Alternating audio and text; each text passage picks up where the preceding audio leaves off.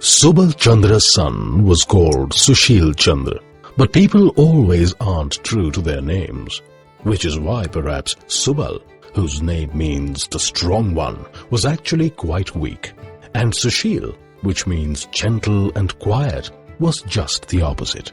The son Sushil drove the entire neighborhood mad with his antics. This made his father itch to punish him.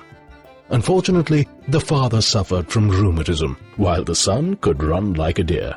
So, most of the intended slaps missed their target. But on the rare occasions when his father managed to catch him, Sushil really had a bad time.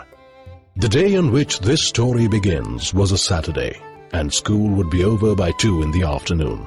But Sushil was in no mood to go to school for a number of reasons. To start with, it was the day of the dreaded geography test. Secondly, there was to be a display of fireworks at the Boses that evening, which everyone was looking forward to. Sushil, too, longed to spend the day watching every bit of the preparation. After thinking long and hard about it, Sushil jumped into bed just when it was time to go to school. Subal looked at him in surprise and asked him, "Why are you still in bed? Aren't you going to school?" "I have a terrible stomachache," said Sushil promptly.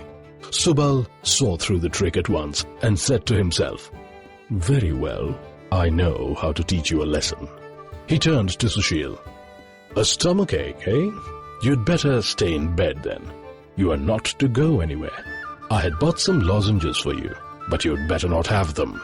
Just lie down quietly while I go and prepare a brew for your stomachache." Subal locked his son in and went off to prepare a bowl of a really bitter brew. Sushil was in a quandary. He loved lozenges and loathed the brews his father made, and he was dying to go to the Boses. But now there seemed to be no chance. When Subal returned to the room with a big bowl of bitter brew, Sushil jumped out of bed saying, "I am fine now. My stomachache is gone. I'm going to school." "You are not going out anywhere today," said Subal. "Drink this and lie here quietly for the rest of the day." He forced the brew down Sushil's reluctant throat, locked the door from outside, and left. Sushil burst into tears and wept buckets the whole day long. He told himself, "If only I could be as old as my father, I'd be able to do whatever I wanted to." Subal sat outside and thought, "My parents pampered me so much when I was young. I could never study as much as I ought to have done. If only I could be young once again, I'd spend all my time studying hard." And it so happened that the goddess who grants wishes was passing by just then. She heard both Subal and Sushil and decided to grant them both their wishes. Appearing before Subal, she said, "Tomorrow morning, you will be as young as your son." To Sushil, she said, "From tomorrow, you are going to be as old as your father." Both father and son were delighted. Usually, old Subal could never get any sleep towards the early part of the night, but around dawn, he was fast asleep and slept late. But when the sun rose the next morning, he almost jumped out of bed and discovered that he had grown quite small. The teeth he had lost were all back. The clothes he had been wearing were too big for him now. His shirt sleeves were longer than his arms and almost touched the floor. His dhoti swept the floor and he almost tumbled in it. Sushil, who woke up at the crack of dawn and ran about the house, was hardly able to open his eyes. When he finally did succeed in shaking off his sleep, it was only because his father was making such a racket outside. Sushil woke up to find that his clothes were really tight. Nearly half his face was covered with a salt and pepper beard and moustache. There was no trace of hair that had covered his head. He was shocked to discover a gleaming bald pate in its place. What seemed even stranger was that he did not want to get out of bed, as he did on other days. He yawned, turned over on his side, and decided to stay in bed. Both father and son had got exactly what they had wished for. What they had not anticipated were the complications. In the past, Sushil had always thought that once he was old and independent, he'd spend his entire time climbing trees, swimming in the pond, and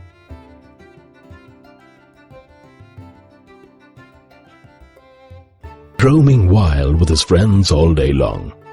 There would be no one to stop him from doing what he wanted. When he woke up that morning, he felt no urge to climb trees. He spread a mat on the veranda and sat there lost in thoughts. Finally, he decided that he should not give up the things he was fond of. He stood up and decided to try his usual antics. He went to a nearby olive tree and made several attempts to climb it. He was astounded to find that climbing a tree was beyond him now. After several attempts, he hung on to one of the lower branches, which gave way under his weight and broke into two. He lay flat on the ground. Passers-by were amazed to see an old man trying to climb a tree, and when they saw him rolling on the ground, they burst out laughing. Sushil's friends, who had played with him just the previous evening, took one look at the grouchy old man and ran for their lives. They had no idea that it was Sushil himself. Sushil used to think that the moment he was old and independent, he would play with his friends all day long. But now the very sight of Gopal, Akshay, Harish and Nanda put him in a bad mood. He hated the thought of their noisy games and did not want them to disturb him. You would remember, of course, that once upon a time, Subal had told himself that if he ever got back his lost childhood, he would lock himself up in his study and pore over his books all day long. Now that he was young again, he hated the very thought of studying or going to school. Sushil was very angry with him and said, "Father, aren't you going to school today?" Subal looked down, scratched his head and said, "I can't. I've got a stomachache." "Stomachache?" said Sushil angrily. "Don't try your tricks on me. I used to get a similar stomachache to avoid going to school." Sushil had known so many different ways of playing truant, and the memory was still so fresh in his mind that it was quite impossible for his poor father to fool him. Sushil forced his young father to go to school. When Subal returned in the evening and longed to go out and play, it was time for old Sushil to wear his glasses and read the Ramayana aloud to himself. Subal's noisy presence disturbed him, so he made Subal sit in front of him and do the sums. He selected such tough and complicated problems that it took his young father more than an hour to solve just one of them. In the evening, Sushil played chess with the old men in the locality. Sushil was particularly careful about food. When his father Subal was an old man, he had a lot of digestive problems. The slightest overeating would bring in an attack of acidity. Sushil remembered it very well and stopped his young father from eating his fill. Subal, on the contrary, was perpetually hungry these days and felt he would be able to digest even a piece of stone. However, Sushil just would not allow him to eat normally, and Subal remained hungry. He started losing weight and grew thin. Old Sushil also had his own problems. He soon realized that nothing of what used to be his second nature suited him anymore. The irregular hours gifted him a cold cough and severe body ache, and he had to remain in bed for 3 whole weeks. Young Sushil had loved to take his daily dip in the pond, but the moment he tried it now, his rheumatism increased so alarmingly that he had to see a doctor for 6 months. He now bathed at home in warm water, and that too on alternate days, and refused to let Subal bathe in the pond as well. He would pick up the comb by mistake to comb his hair, and end up scratching his bald pate. Subal too forgot at times that he was no longer old. He would go and join a gathering of old people and comment on their discussions. Needless to say, it would annoy them very much. They boxed his ears, scolded him for being precocious, and told him to go away. Forgetting that he did not look old, he would ask his tutor for a puff of tobacco. The tutor caned him soundly and made him stand on one leg as a punishment for his impertinence.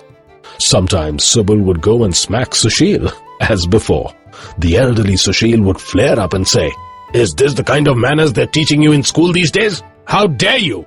Enough was, after all, enough. Subal now prayed with all his heart that he might regain his lost age and independence, which he had been foolish enough to pass on to Sushil. Sushil too prayed earnestly that he might become young once again and play around with his friends the way he used to. The goddess who grants wishes heard them both. "Well," she said, appearing before them, "are you satisfied?" Yes, yes, indeed we are, cried both father and son, falling at her feet. Please change us back to what we used to be once again. "Very well then. Said the goddess. That's what will happen when you wake up tomorrow morning." The next day, Subal woke up as an old man, and Sushil found himself young once again. Each of them felt that he had just woken up from a bad dream. Subal raised his voice and asked, "Sushil, why aren't you studying your grammar aloud?" Sushil scratched his head and replied, Father, I've lost my book.